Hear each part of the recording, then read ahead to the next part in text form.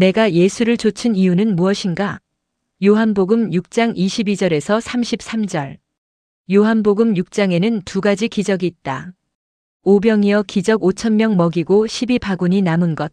그 다음 풍랑 중에 예수님 걸어오시고 다시 구원해 주시는 기적이다.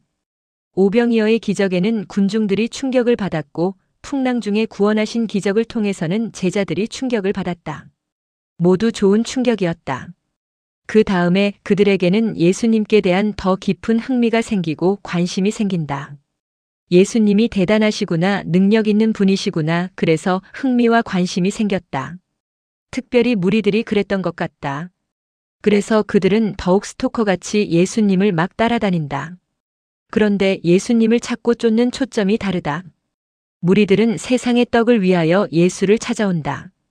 그러나 주님은 하늘에서 내리신 생명의 떡, 영생의 양식을 말씀하신다. 무리들을 향한 예수님의 말씀은 썩을 땅의 양식이 아니라 하늘의 생명의 양식을 위해 일하는 사람이 되라. 말씀하신다. 여기서 주님이 말씀하시는 핵심은 분명하다.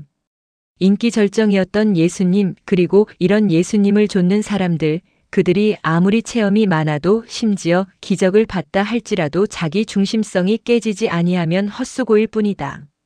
아무것도 아니다. 우리가 무엇을 체험도 하고 많이 보기도 하고 또 기적도 봤다 할지라도 자기 중심성, 자기 욕망의 만족과 자아가 깨지지 않으면 아무것도 아니다. 본질은 그런 것이 아니다. 중심 이동이 없이 헤매는 무리들은 늘 자기 중심성의 사람일 뿐이다. 온갖 기적을 체험 경험을 해도 자기 중심적이면 아무것도 아니다. 이들은 단순히 배부른 까닭에 예수님을 좇을 뿐이다. 이들은 배부른 기적으로 예수님을 따라다닐 뿐이다. 그것만이 목적이다. 그러나 그것은 단순히 예수님을 쫓는 수단일 뿐이다. 22-25절. 이들의 눈이 보았다. 분명히 제자들을 배 한 척의 건너편에 보내셨다. 예수님은 배를 안 타셨다. 그런데 베세다 일대를 다 뒤져봐도 예수님이 안 계신다. 분명히 안 가셨는데 어디로 가셨을까? 그들은 왜 사방을 뒤지며 예수님을 찾는가? 자기 욕망을 위해서이다. 누군가 혹시 믿져야 본전인데 건너가 보자. 그래서 갈릴리 가버나움으로 건너왔는데 거기 예수님이 계시다. 이상하다. 분명히 안 건너셨는데. 그들이 묻는다. 예수님, 우리가 못 봤는데 언제 건너오셨습니까? 자기 중심적인 사람들이 절대 모르는 것이 있다. 자기 중심이니까 자기가 봐야지만 확인되고 자기가 알아야만 이해가 된다. 세상의 중심이 자기이기 때문이다. 이런 사람은 자기 상태와 관계없이 예수님이 일하신다는 것을 이해를 못한다. 보라, 자기들이 못 봤다. 못 봐도 예수님은 바다를 건너셨다. 몰라도 일하셨다. 물을 잔잔케 하시고 제자들을 구원하셨다. 보고 안 보고 관계없이, 이해를 하고 안 하고 관계없이 예수님은 일하신다. 무리들이 예수를 찾는 이유는 떡을 먹고 배부른 까닭이다. 오병이어 앞에 예수님이 아니라 떡 사건을 일으킨 배부름이 좋았던 것이다. 너희가 왜 나를 따라왔는지 안다. 자기 중심적이다.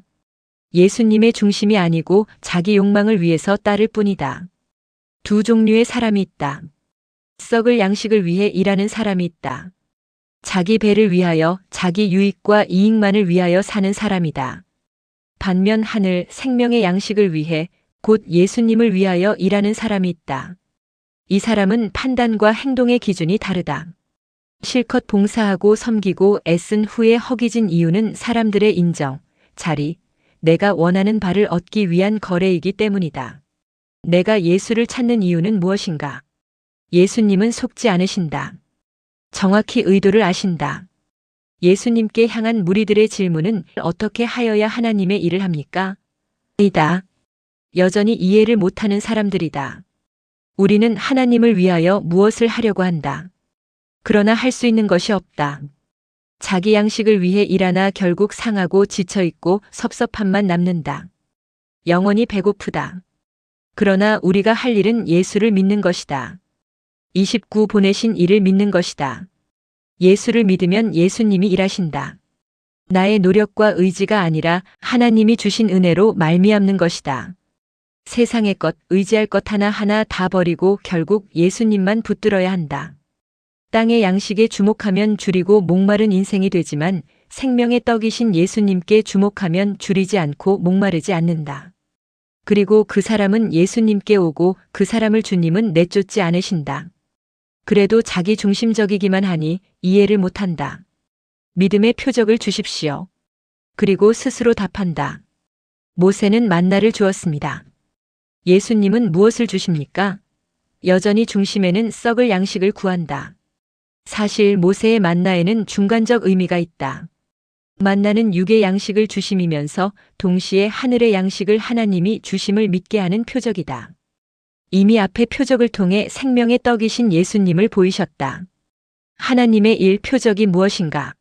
하늘의 만나를 모세가 준 것이 아니라 하나님께서 주신 것이고 그 참된 생명의 떡이 바로 예수님이시다. 그때 이 떡을 항상 주소서 요청하지만 이것은 여전히 배에만 관심이 있을 뿐이다. 여전히 깨닫지 못한다. 육체의 배부름만 계속 찾을 뿐이다. 내 영혼에 물어야 한다. 나는 예수님을 좇는다면서 무엇을 위하여 좇는 것인가? 자기 중심성이 무너져야 한다. 나는 자기 중심적으로 바라보고 자기 중심적으로 이해하고 자기 중심적으로 예수를 좇고 있는가? 아니면 정말 생명의 양식이신 예수만을 바라보고 세상의 것을 버리고 예수님만을 붙들고 온전히 좇고 있는가? 이 질문 앞에 우리 신앙이 드러난다.